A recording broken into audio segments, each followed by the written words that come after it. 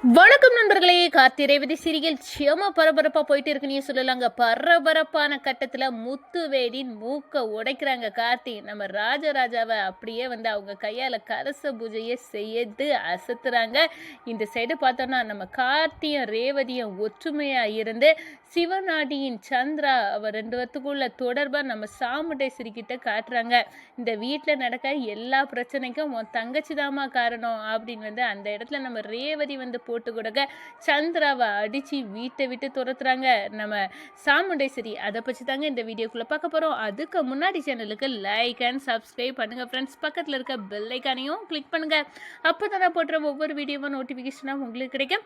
வாங்க ஃப்ரெண்ட்ஸ், வீடியோக்குள்ள போகலாம். ஃபர்ஸ்ட் எடுத்த உடனே பார்த்தோம்னா சும்மா அதிரடியான பரபரப்பு கட்டம் அப்படின்னே சொல்லலாங்க. பரபரப்பான கட்டத்தில் பார்த்தோம்னா கரெக்டாட்டு அந்த பொண்ணு கலசத்தை சுத்தப்ப அதில் மொபைலை ஆன் பண்ணி அதுக்குள்ளே போட்டு வச்சுருக்காங்க. அப்போ தான் முத்துவேலு கிட்ட அந்த லேடி பேசினது அந்த ரெக்கார்டாட்டு அந்த நம்ம கார்த்தி போட்ட மொபைலில் சேவாகவே இருக்குது. அதை பார்க்குறாங்க முத்துவேலு. அந்த லேடி கிட்ட பேசுகிறாங்க, நீ ஒன்றும் பயப்படாத, நாங்கள் எல்லாம் இருக்கிறோம்.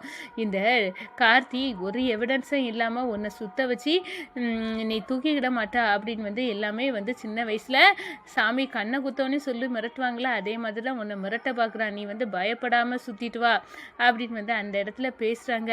உன் பின்னாடி நாங்கள் இருக்கோம், பார்த்துக்கலாம் அப்படின்னு முத்துவேல் போட்ட ரகசியம் நம்ம கார்த்தி போட்ட மொபைலில் ரெக்கார்ட் ஆகுது. ஒரு கட்டத்தில் பார்த்தோன்னா இவன் தான் காரணம், இந்த பொண்ணை வச்சு நம்மளை ஏமாற்றிருக்கான் அப்படின்னு அந்த இடத்துல ஊர் மக்கள் எல்லாம் வாயை புழக்கிறாங்க. ராஜராஜா மேலே பொய் படி போட்டிருக்கு இந்த லேடி அப்படின்னு கண்டுபிடிக்கிறாங்க. ஒரு கட்டத்தில் ஐயோ, நான் ராஜராஜா காலில் விழுந்து மன்னிப்பு கேட்குறேன், இவரை நான் பார்த்தது கூட கிடையாது, இது எல்லாமே இந்த முத்துவேலு சிவனாண்டியோட சரிதான், பணத்துக்கு ஆசைப்பட்டு இப்படி ஒரு செயலை செய்துட்டேன் அப்படின்னு அந்த இடத்துல காலில் விழாத குறையா அப்படியே நிற்கிறாங்கன்னு ஒரு சொல்லலாம். இந்த சைடு நம்ம பார்க்க நேரத்தில் நம்ம மயிலோட கெட்டப்பை சொல்லியே ஆகணும். இப்படி ஒரு கெட்டப்பை போட்டு அந்த பார்வதிக்கு பார்வதியே மயங்க வச்சுட்டாங்க. அந்த அளவுக்கு ஒரு கெட்டப்பை போட்டு சேட்டு கணக்கா பணம் புரள மாதிரியும் பணக்கட்டை வீசி எரிஞ்சது மாதிரியும் ஒரு கெட்டப்பை உருவாக்கிட்டாங்க.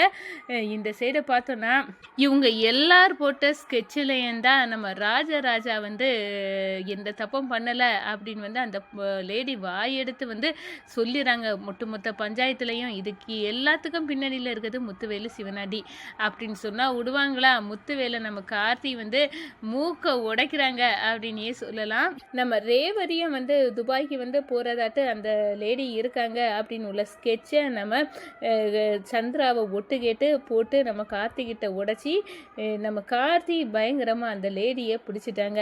இந்த சைடு பார்த்தோன்னா இனி விட முடியாது, இந்த லேடியை நேராக நம்ம வீட்டுக்கு கூட்டிகிட்டு போயிட வேண்டியதான் அப்படின்னு மயில அழகாக அந்த லேடியை இங்கே சொன்னால் பத்தாது, அவரோட ஒய்ஃபு பாவம் இவர் கூட சண்டை போட்டு வீட்டில் 2 கட்டம் பிரிவை ஏற்படுத்திட்டா, அதனால் கண்டிப்பாக நீ அங்கேயும் போய் சொல்லணும் அப்படின்னு அந்த லேடியை அழைச்சிட்டு வராங்க. அந்த லேடி மன்னிச்சிருங்கம்மா அப்படின்னு நம்ம சாமுண்டேஸ்வரிட்ட சொல்லுது.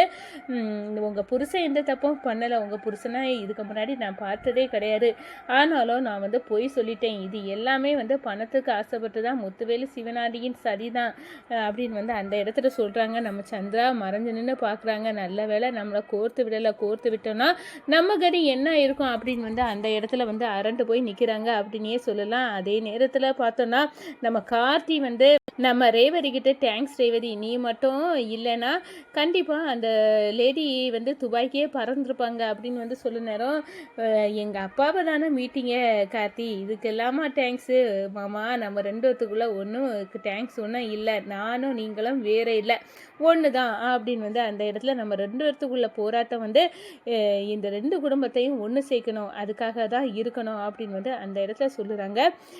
அதே நேரத்தில் நம்ம சாமுண்டேஸ்வரி, என்னடி என் புருஷன் மேலே இவ்வளோ பெரிய பழியை தூக்கி போட்டுட்டேன், நானும் அதை நம்பி அந்த ஆளை சந்தேகப்பட்டுட்டேன், இத்தனை வருஷம் வாழ்ந்த வாழ்க்கையை நான் மறந்துக்கிட்டு நீ சொன்ன வார்த்தையை வேத வாக்கா நினச்சி நான் சந்தேகப்பட்டேனே, நீ இந்த சிவனாண்டி முத்துவேலுக்கு கூட சேர்ந்து இப்படி ஒரு வேலையை பண்ணிட்டியா, நீ அப்படியே ஒரு அடி கொடுத்து வெளுத்து எடுக்கிறாங்க.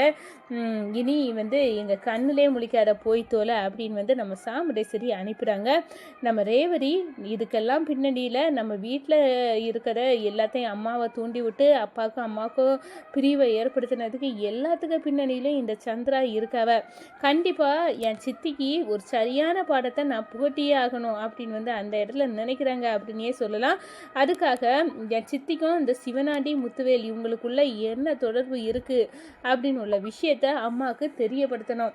இனி அடுத்த கட்டமாக அதை தான் பண்ணணும் அப்படின்னு வந்து அந்த இடத்துல வந்து நினைக்கிறாங்க. கலச பூஜை நம்ம ராஜராஜா கையால் தட உடல்னு வந்து நடக்குது. ஐயையோ, நம்மளெல்லாம் போட்டு கொடுத்து இந்த கலச பூஜையை இந்த ராஜராஜா பண்ணானே, நான் பண்ணணும், என் கையால் இந்த கலச பூஜையும் கும்பாபிஷேகம் நடக்கணும், இந்த ராஜராஜா ஃபேமிலியை ஓரம் கட்டணும்னு பார்த்தேன். இந்த டிரைவர் பையன் எல்லாத்தையும் கரெக்டான நேரத்துக்கு வந்து போட்டு உடச்சி நம்மளை ஓரம் கட்டிட்டான் அப்படின்னு வந்து அந்த இடத்துல பேரஞ்சிருக்கிறங்க நிற்கிறாங்க. சிவனாண்டி, அந்த ராஜராஜா உங்கள் கையால் இந்த கலச பூஜை நடந்தது ரொம்ப சந்தோஷம் அப்படின்னு வந்து அந்த இடத்துல ஊர் மக்கள் இனி உங்கள் கையால் கும்பாபிஷேகமும் நடக்கணும் அப்படின்னு வந்து சொல்லுறாங்க. நம்ம சிவனாண்டி முத்துவேலு இவங்க 2 பேரும் நம்மளை அடிச்சுக்கிட்டு இவன் வந்து அவன் மாமனை வந்து கலச பூஜையில் இருக்க வச்சுட்டான். இனி கும்பாபிஷேகத்தை இவன் கையால் நடத்திடலான்னு பார்ப்போம்.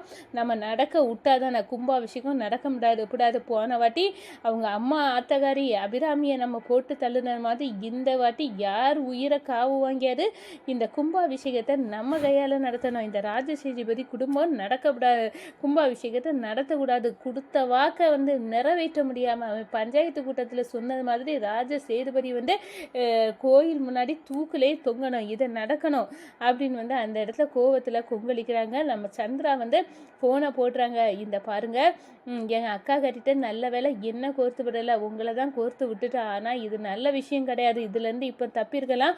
ஆனால் என் அக்கா காரிக்கு எப்போனாலும் எனக்கு என்னை பற்றி வந்து இது நான் கெட்டவ, இந்த குடும்பத்துக்காக நான் எதிர்த்து வந்து எங்கள் குழப்பத்தை உண்டு பண்ணிட்டு இருக்கேன். இந்த விஷயத்த வந்து அந்த என்னை பொறுத்தவரையில் அந்த ரேவதியை வந்து கண்டுபிடிச்சிட்டா போல இருக்கு. அவள் எப்போனாலும் என்னை வந்து நிரூபிக்கணும்னு இருக்கா. அதுக்கு முன்னாடி நம்ம எதையாவது பண்ணி வந்து செய்யணும் அப்படின்னு வந்து அந்த இடத்துல சொன்ன சந்திரா, ஆமாம், இந்த ரேவதி வந்து உங்கள் அக்கா கிட்ட வந்து அந்த கார்த்தியை வெறுக்கிறது மாதிரி நடிக்கா போல இருக்குது அப்படின்னு வந்து நம்ம சொல்கிறாங்க சிவனாண்டி. எனக்கும் அந்த சந்தேகம் தான் இருக்குது. ஈஸியாக இவங்க 2 பேரும் வெறுக்கிறது மாதிரி நடித்து நம்மளை முட்டாளாக்கிட்டு இருக்காங்க. என் அக்கா கறி வேணா முட்டாளாகலாம், இந்த விஷயத்தில் நான் முட்டாளாக போகிறதில்ல அப்படின்னு வந்து அந்த இடத்துல வந்து சிவனாண்டியும் சந்திராவும் வந்து பேசுகிறாங்க. ஆனால் நம்ம சந்திராவையும் சிவனாண்டியையும் பொறி வச்சு பிடிச்சி தோலை உரிக்க காவல் இருக்கிறாங்க நம்ம ரேவதி அப்படின்னே சொல்லலாம்.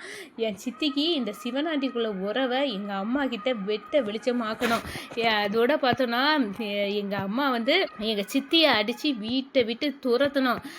அப்போ தான் இந்த 2 குடும்பமும் ஒன்று சேர்க்க முடியும் அப்படின்னு உள்ள விஷயத்த நம்ம ரேவதி வந்து புரிஞ்சிட்டாங்க. அதுக்கான முயற்சியில் வந்து இருக்காங்க அப்படின்னே சொல்லலாம்.